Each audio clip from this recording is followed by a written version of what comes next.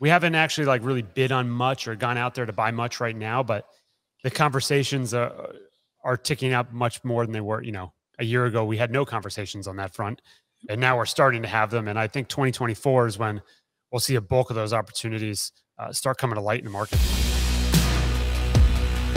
This is about a year and a half ago. I saw 2.9 cap, and I just said, I just couldn't get comfortable. I was like, this is insane, right? This is from a big group, and that's very reputable.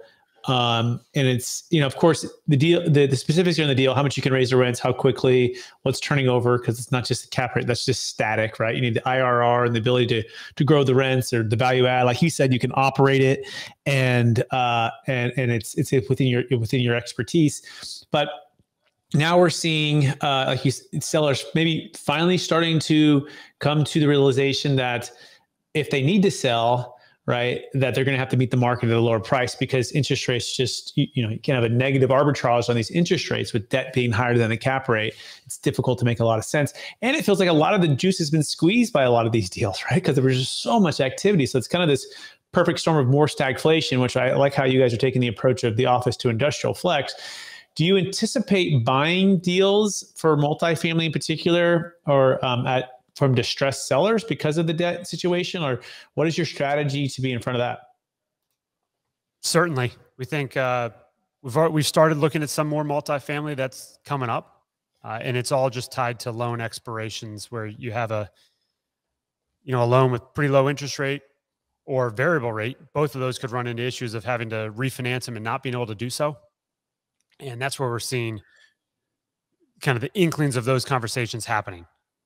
We haven't actually like really bid on much or gone out there to buy much right now, but the conversations are ticking up much more than they were.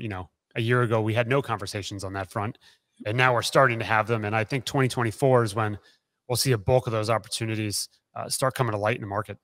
Absolutely. And what's your main buy box when you're buying, Dave? And how does an investor work with you guys? Are you, again, matter what states you're in and what you're buying? And are you going to be back into multifamily, or do you feel like you're going to be in more of the creative space, or are you kind of just open to see where those deals come up and you can execute on them?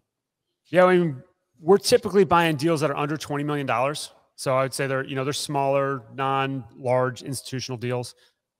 But we're really looking to find deals that are taking them out of a headwind situation and moving them to tailwind. So multifamily sounds like it's going to have some headwinds coming into it. Even our portfolio, we've seen a little bit lower rental rate growth and a little bit lower retention over the past, 3 to 4 months. So see that trend continuing, and we'd certainly like to buy more. I meet with my investment, panel, and we're going through deals. It's like, maybe we can sneak a multifamily deal in here soon. It hasn't happened, but I would say each quarter we're optimistic that we could get one. I'm curious, what would be some of your metrics for that, right? I mean, cash on cash, cap rate, average rent increase opportunity, IRR. Like, what would be like, okay, finally the market's here. Like, what would that feel like? I know it's every deal's specific, but how far are you off from where it's been? I would say we're still pretty far off, but we're looking at mostly factors like we want to see population growth in whatever the market is that we're, whatever the city is that we're going into. And that's got to be over a 10 to 20 year period.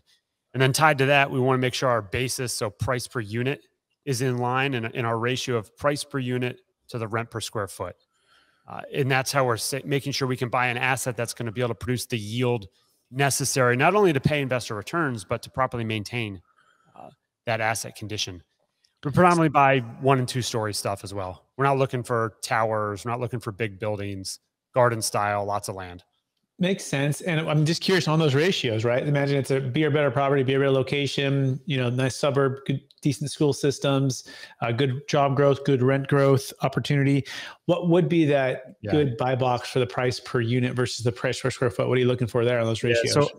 Our rent per square foot, that's in that low dollar range, so $1 to $1.15, right? So that's where you've got something that probably has a little bit of upside room to it, but it's also not an overly expensive rental rate. And then our unit costs, we want to be under 100,000 a unit. Kind of our top end, we're probably in around 90 on some of our deals that are either in better locations or just higher end build outs. So under 100 a door on pricing and around that $1 to $1.15 to start with on the rental rates. You know what's crazy, right? Because of how much higher the prices have been, these past few years, and how many more people now are just saying, forget it. Like, you can keep the old 20, 30-year-old property. I'll build a brand new one for the same cost that you're buying. It may take me a little bit longer, but what are your thoughts on developing from the ground up, Dave? I think it could work in unique situations where you typically have to have a lot higher rental rate per foot to recover your costs and time. There is that argument. Yeah, you could go build something, but you can buy something a whole lot quicker than you can build something. So unless you're able to do all of that in-house and really control your timelines, development is no easy task. And I don't think it's something you should just jump into and say you're going to perform really well at. There are people that are excellent apartment developers, but they're excellent because they've been doing it for years, decades. And, they have a phenomenal teams that are able to pull these projects off, and kudos to them. They're very impressive. My organization is not built around development skill sets. We're more operating skill sets. So I think you got to know what you're good at and what you're capable of doing and not try and overextend yourself.